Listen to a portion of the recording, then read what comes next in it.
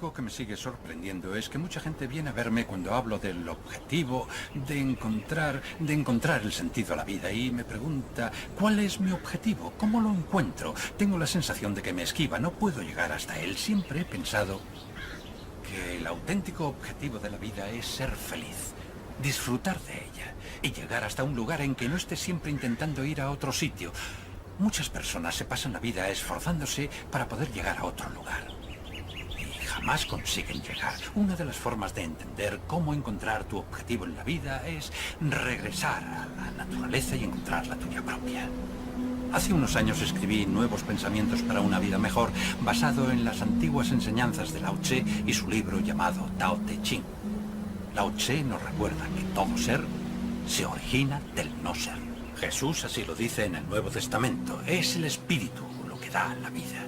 No proviene realmente de tus padres. Tú, todos nosotros provenimos de ese lugar llamado espíritu.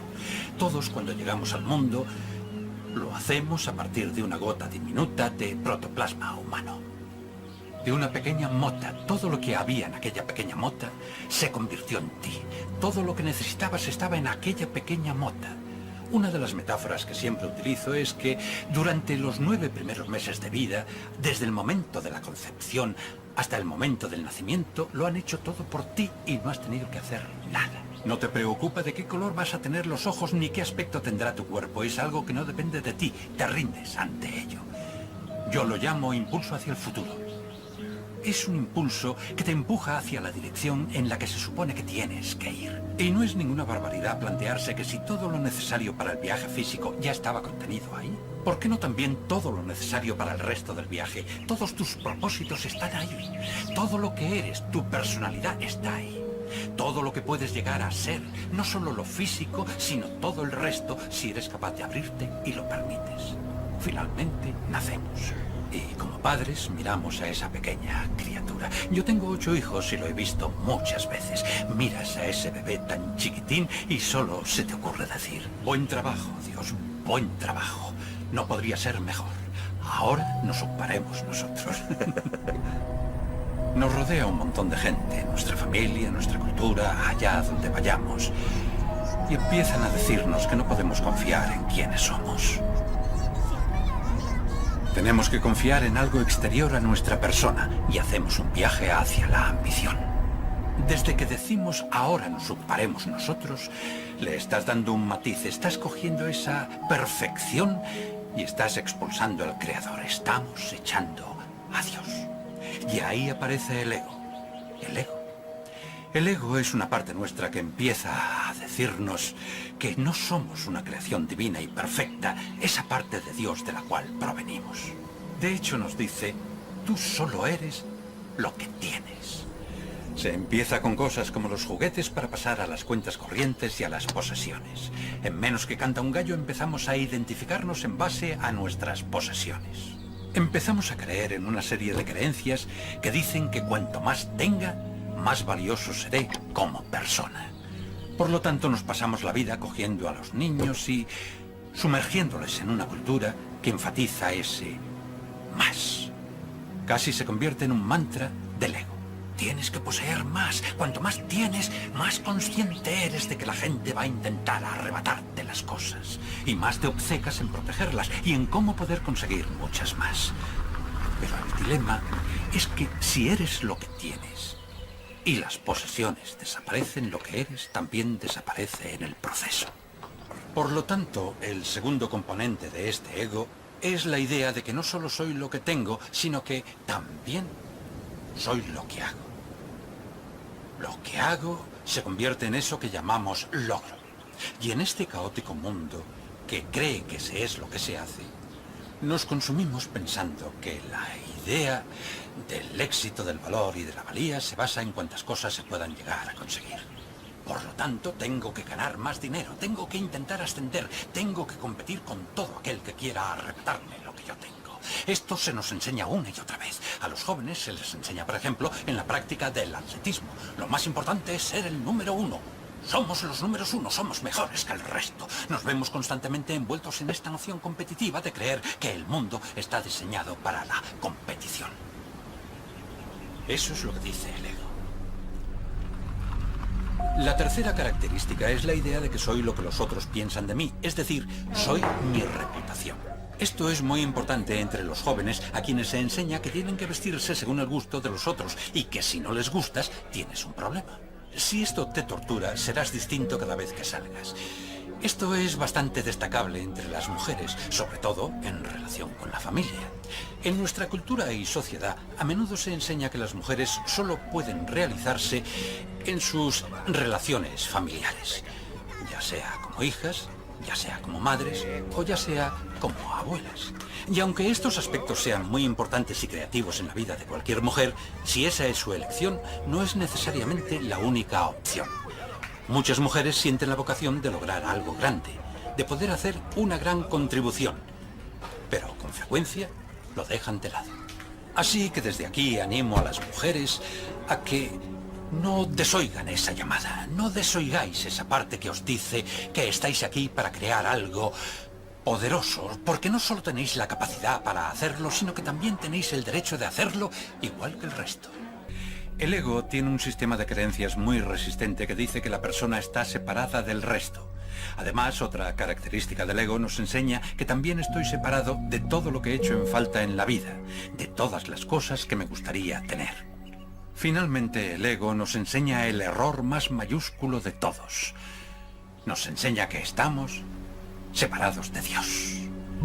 Y una de las cosas más simples que se aprenden en el atardecer de la vida cuando pasas a la fase del sentido de la vida es darte cuenta de que provienes de una fuente. Podemos llamarla Dios, Tao, no importa cómo la llamemos. Esa fuente está en todas partes, no hay ningún lugar donde no esté, tiene que ser así porque lo crea todo. Todo proviene de esa fuente. Por lo tanto, está en mí. Si está en todas partes, también está en mí. Y si está en mí, está claro que también tiene que estar en lo que siento que me falta en la vida. Si entiendes esto, de algún modo ya estás en sintonía, en espíritu, con todo lo que echas en falta en la vida y te gustaría tener. A medida que nos acercamos al atardecer de la vida, seguimos las mismas directrices del ego que aprendimos en el amanecer de la vida, que se basan en la competición, en ganar, en ser mejores que el resto, etc. Intentamos aplicar estas mismas conductas al atardecer de la vida. Y por eso acabamos viviendo una mentira. Porque lo que era verdad por la mañana, por la tarde, ya es una mentira. El problema es que no sabemos cómo pasar a la fase del sentido de la vida. Se trata de regresar a esos primeros 9 meses, desde el momento de la concepción hasta el momento del nacimiento. Lao Tse habla de esto en el Tao Te Ching. Déjate llevar por él. Dice que el Tao no hace nada y no deja nada sin hacer. Tenemos que llegar a un lugar donde podamos rendirnos y tener la certeza de que no estamos solos, de que nos van a guiar, de que tenemos una naturaleza y de que podemos confiar en ella. No se trata de algo con lo que siempre tengamos que luchar, de lo que siempre tengamos que estar al cargo. Pensad en ello de esta forma, déjate llevar por él en vez de intentar controlarlo todo. Sin embargo, a medida que entramos en la fase del sentido de la vida, lo que sucede es que empezamos a pensar en el cumplimiento de un dharma, en cumplir un destino, en algo más profundo, un llamamiento que solo podemos sentir en nuestro interior. Nadie más puede deciros qué es, pero si lo sentís y lo sabéis, ganar y superar a otra gente se vuelve menos importante que sentirse realizado y vivir la vida con un objetivo. A medida que nos adentramos en la fase de sentido de la vida, no es que se deje de ser ambicioso, sino que combinas la ambición con el sentido. Ambicionas otras cosas. Por lo tanto, tu ambición se transforma en objetivo y tienes que aprender a convertirte en observador y dar un paso atrás. Empiezas a vivir un proceso en que solo tu fuente te guía. Empiezas a desapegarte del resultado y ese desapego te permite no tener que pelear más y que las cosas se te presenten. Ya no eres la persona que hace que sucedan las cosas, sino la que permite que aparezcan. La lucha ha desaparecido. Me preguntan una y otra vez si el ego tiene un objetivo. Y siempre respondo que no vale la pena defender el ego. El ego es simplemente el falso yo. Y cuando lo defiendes, estás defendiendo una ilusión, algo que no es realmente tu ser. Tu auténtico ser está más allá del ego. Todos nosotros sabemos que hemos venido aquí a tocar una música, pero aún así tendemos a pensar que somos entidades separadas, que tenemos que encajar, y que esa es nuestra función en la vida. Y nada de eso es cierto. El cambio puede suceder de muchas formas. Puede ser un simple comentario, una coincidencia, un acontecimiento concreto inesperado. Puede ser cualquier cosa.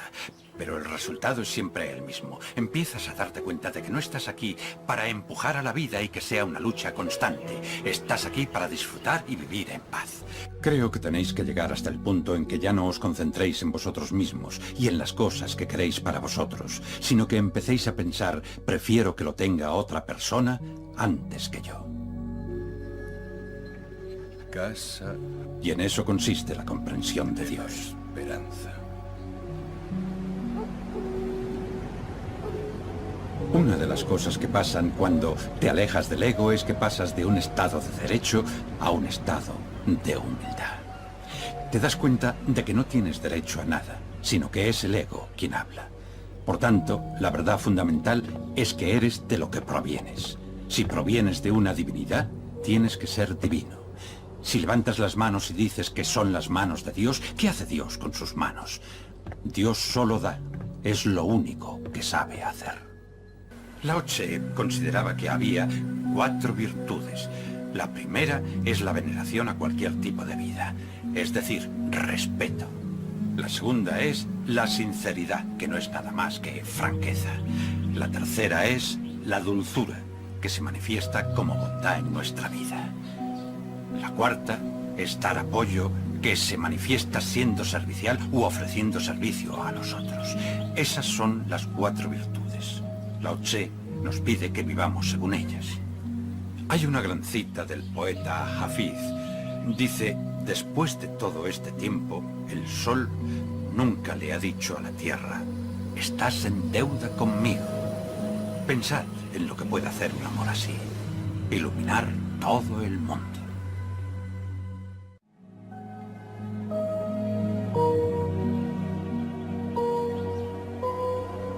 Nadie necesita preguntarse cuál es su objetivo. Siempre lo encontrarás ayudando. Si por un solo día puedes concentrarte en hacer que la vida de otros sea mejor, si puedes concentrarte en pensar así, así es como piensa Dios. Es un concepto antiguo, pero sigue siendo relevante. Tocar la vida de alguien es más valioso que cualquier cantidad de dinero. Mi amiga Byron Katie dice, creer que necesitas lo que no tienes es la definición de locura. Que no te puedas realizar hasta que consigas todas esas cosas es una ilusión. En serio, no necesitas nada más. No importa a qué te dediques, puedes ser taxista, maestro, trabajar en una fábrica, ser director. Lo que importa es que te concentres en ayudar a los otros. Pensad en la gente que os acompaña en el camino. Podéis dirigir un negocio así, despegándoos del resultado y centrándoos en dar servicio. La vida se convierte en vivir estas virtudes. ¿Cómo puedo ayudar? ¿Cómo puedo ser amable? ¿Cómo puedo sentir veneración? Si piensas así, vives en pleno sentido. Los mensajes del amanecer son sobre lo que sabes y no sabes hacer, sobre cómo te define la sociedad, pero en el atardecer, tras el cambio, se trata de estar en sintonía con una energía que se ocupa de todo y de la que todos estamos hechos. Intenta no respirar, por ejemplo, o que no te crezcan las uñas. Solo tenemos que vivir todas las virtudes. La verdad es que siento que algo más se ocupa de nosotros, así que todo consiste en rendirse ante eso, de rendirnos ante algo que es mayor que nosotros, a lo que estamos conectados y que lo controla todo.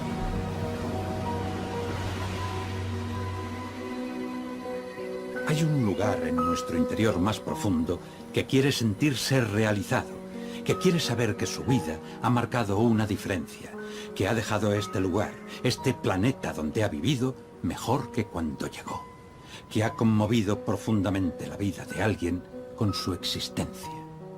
Todos queremos eso. No es una cuestión de edad ni de encontrarse a uno mismo. Seas quien seas, tengas la edad que tengas, solo estás a un pensamiento de cambiar tu vida.